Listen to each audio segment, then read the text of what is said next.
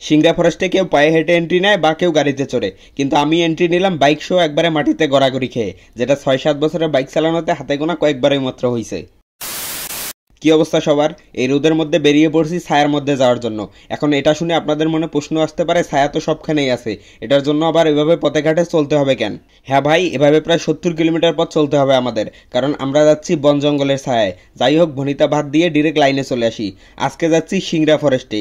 সিংড়া জাতীয় উদ্যান বা সিংড়া ফরেস্ট হচ্ছে দিনাজপুর জেলা শহর থেকে সড়ক পথে প্রায় 40 কিলোমিটার উত্তরে এবং বীরগঞ্জ উপজেলা থেকে প্রায় 15 কিলোমিটার দূরে অবস্থিত ভোগনগর গ্রামে। তো কথা বলতে বলতে চলে আসলাম এই সুন্দর রোডটাতে। আমাদের পিছনে আরো 2টা বাইকে 4 জন আছে। এভাবে তাদের সাথে পরিচয় করাইতে গেলে সবার দুনিয়ার পরিচয়টাই সংকটে পড়ে যেতে পারে, কারণ রোডঘাটে কখন কি বিপদ আসে বলা মুশকিল। তাই সিংড়া ফরেস্টে গিয়ে আমরা একে একে সবার পরিচয় জেনে নিব। যাই হোক, চলে আসলাম নীলফামারী বাস স্ট্যান্ডের কাছে, কিন্তু হারিকেন জেলায় খুঁজেও একটা বাস পাইলাম না। এখানে যেমন বাস স্ট্যান্ড আছে কিন্তু বাস নাই, তেমনি আমার বন্ধু প্রাণের বিশাল একটা মন আছে কিন্তু মনে থাকার কোনো মানুষ নাই। দুইটাই একবারে সেম টু সেম। তো বকবক করতে করতে চলে আসলাম খানসামা ব্রিজে। এর আগেও আমি কয়েকবার এই ব্রিজটাতে আসছিলাম, রঙগুলো উঠে যাওয়াতে আগের মতো আর চাকচিক্যের ব্যাপারটা নাই। যাই হোক, মোটামুটি অর্ধেকের মতো পথ চলে আসছি, তাই এবার একটু যাত্রা বিরতি। তো আমরা এখন কবিরাজের হাট বাজার অতিক্রম করে পঞ্চগড় ঢাকা হাইওয়েতে আছি। যানবাহন দেখেই বুঝতেছেন এটা কত ব্যস্ত একটা রোড। তো বলতে বলতেই আমরা চলে এসেছি সিংড়া ফরেস্টের প্রায় কাছাকাছি। তারপর এই লোকাল রোডে কিছু দূর গিয়েই চোখে পড়লো এরকম গাছপালার, এখান থেকেই ফরেস্টে শুরু। গাছপালার মাঝ দিয়ে এরকম সুন্দর একটা রাস্তাই তো বোধহয় দেখতে যাচ্ছিলাম। এখানে আশপাশে কিছু ঘরবাড়িও চোখে পড়লো। এরপর দেখলাম এখানকার মেইন রোডে কালভার্টের কাজ চলছে, তাই এটি অফ, এজন্য এই গর্তের রাস্তায় চলে আসলাম। আর এই গর্ত দিয়ে নামতেই বিপত্তিটা বাঁধলো। যাই হোক, একটু ছিলে গেছে আর বাইকের হালকা একটু সমস্যার উপর দিয়েই বিপদটা কেটে গেছে। তারপর প্রাথমিক চিকিৎসা নিয়ে আবার আমরা সিংড়া ফরেস্টের মেইন পয়েন্টের উদ্দেশ্যে রওনা দিলাম। একটু সামনে এসেই দেখলাম পিকনিক পয়েন্ট। এদিকটায় মানুষ বিভিন্ন জায়গা থেকে এসে পিকনিক করে। দেখলাম এর পাশেই বিভিন্ন খাবারের দোকান। এখানে হালকা কিছু খাবার খেয়ে আমরা চলে আসলাম এই ব্রিজের কাছে।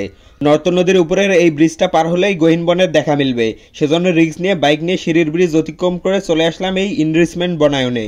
দুই সাইডে বন, মাঝখান দিয়ে সরু রাস্তা, কেমন যেন ভয় ভয় লাগতেছিল যাইতে, আর জানিও না কোথায় যাচ্ছিলাম। তারপর দেখলাম নির্জন একটা রোড, আর আশপাশে বিশাল উঁচু উঁচু গাছ, আর নিচটা ঝরা পাতা দিয়ে ভরে গেছে। ছবি তোলার পারফেক্ট একটা জায়গা, তাই সুযোগটা কেউই মিস করলাম না। যাই হোক, সবার মুখে এবার তাদের নামগুলো শুনি। আমি প্রাণ। আমি রাসেল। আমি মোহাম্মদ গোলাম মাওলা। কি কি কি কি কি আরে বলুন। আমি গোলাম মাওলা। আচ্ছা, ঠিক আছে। আমি শিশির। আমি আর যে জয়। তারপর ভাবলাম তখন থেকে শুধু আপনাদের রাস্তাই দেখাচ্ছি, একটু বনের কিছুটা ভিতরে নিয়ে গিয়ে দেখাই। এখানটায় তেমন জঙ্গল নাই, আর সব উঁচু উঁচু গাছ, কেমন যেন একটা ভৌতিক পরিবেশ। তাই সন্ধ্যা নামার আগেই আমরা এই গভীর বন থেকে বের হওয়ার জন্য রওনা দিলাম। অনেক গভীরে গিয়েছিলাম, তাই বের হতে কিছুটা সময়ও লাগলো। বের হয়ে এই ব্রিজ পার হয়ে চলে আসলাম শগুন দেখতে। আমি একটু কাছাকাছি যাওয়াতে তাদের মুভমেন্ট দেখে কিছুটা ভয় পেয়ে গেছিলাম।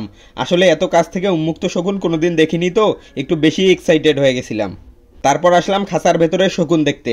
এদের এরকম শান্তশিষ্ট স্বভাব দেখে কোনোভাবেই বোঝার উপায় নেই শিকারের সময় এরা কতটা হিংস্র হয়। তো এসব দেখতে দেখতেই সন্ধ্যা নেমে গেছে, এবার আমাদের ফেরার পালা।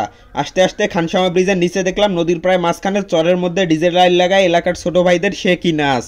এটা দেখে বন্ধু প্রাণকে আর থামাইতে পারল।